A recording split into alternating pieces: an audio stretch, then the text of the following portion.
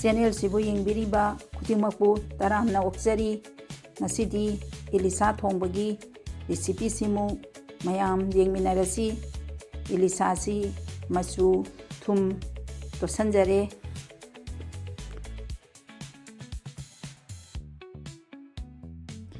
thau haijare ngasi aina thongdoribasi Elisha amagi mahau haiba lairikta yawba adugi Elisha doni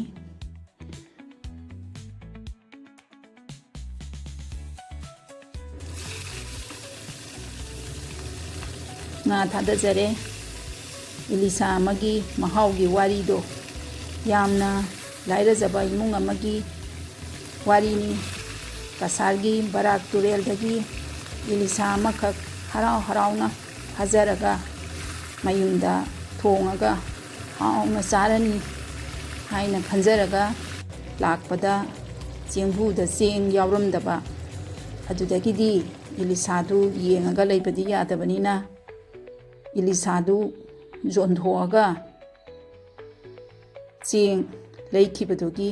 Elisha gi mahau haiba wari duni adugi nga duni methi thadare moro tekpa khara amasu manam nungsinaba thadare ngaktang ngaurani aduga maroi se munsale maroi nakupi thadare Elisha haiba nga sidati maroi nakupiga methiga jiraga sikhaktana thongbana mahau heli aduga atopa maroi ga thongagadi nga sigi mahau wati aduna ngasigi oinadi aina maroi nakupina oina thongjare alu hapjare machu moro jira sikhaktani haptoisi aduga fajana otle adusi aina thongdringai mamangda fajana thumda tingthoga isinga tawraga fajana chamabani thumda tingbasena khwaidagi base ni na thum khara hapchalle mahau leinanaba khara ngalingaida thaagadi potsing mayan singsi mahau lei aduna thum thakchalle singara haijalle singji haijalaga ngahaktang makhum kupaga ngahaktang thamani thum morok changnanaba mayan singsida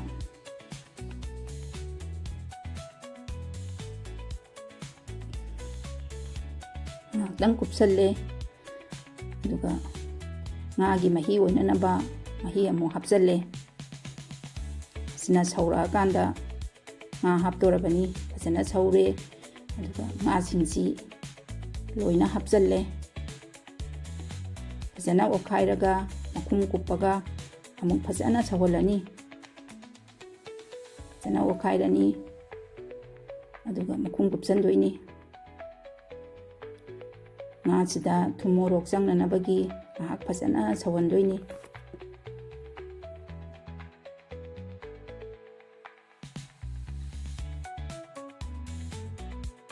makhum hangdoe alu singji fajana mulle aduga nga thongbasi loire fadigom thaksalle ngantang sawalaga Elisha Thongba loire manamsi khunungsi ama Elisha Thongbagi manamsi yam nungsire Elisha haiba nga si manam khwaidagi nungsiba mahau leiba atangba nga makhal amani adunabu Elisha amagi mahau hoina wari lairikta yauribaduni loire aigi Elisha Thongba mayamsu Elisha si amuktang thongaga chabiu yamna haubani ngaringa khara ama Elisha gi ngaujarage Elisha gi ngaringa si amata khade nga khuding makidi ngaringa si khai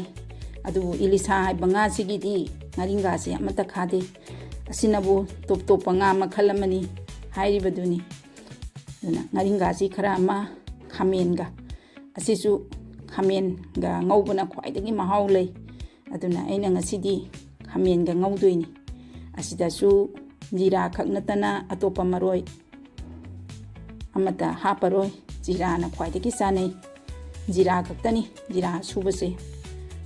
asi haptoini ngahak mulle aduga ngahaktang ngauraga aina khamensi hapchandoini morok atekpa khara hapchalle manam nungsinaba aduga ngahaktang ngaurani tilau khara amasu hapchalle aduga khamensi su hapchalle khamensiga adum ngaudorabani machu adagidi morok jira asi khaktani haptoisi aduga thum khara hapchalle aduga ngaurani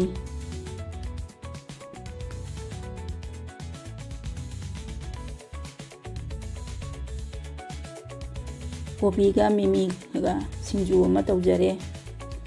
thoiding beson hapchare aduga toningok si mimi singju da kopi siga yam chana bani manam yam nungsi bani toningok mara khara toningok khara tilhau aduga phajana mathakta mimi jaisalaga thoiding beson siga phajana tokhaire singju sidi phajana tokhairagana mahau yele aduna phajana tokhaijare loire agi mimi singju ngasigi Elisha Thongba ngaringa ngauba mimi singju amaga ngasigi aigi mathelni yumda kobi hauраbanina mimi singju jidi yamna toina chare angangnadi khwaidagi pamjaba singjuni mimi singju si tuna mimi singju si masisu amung taujare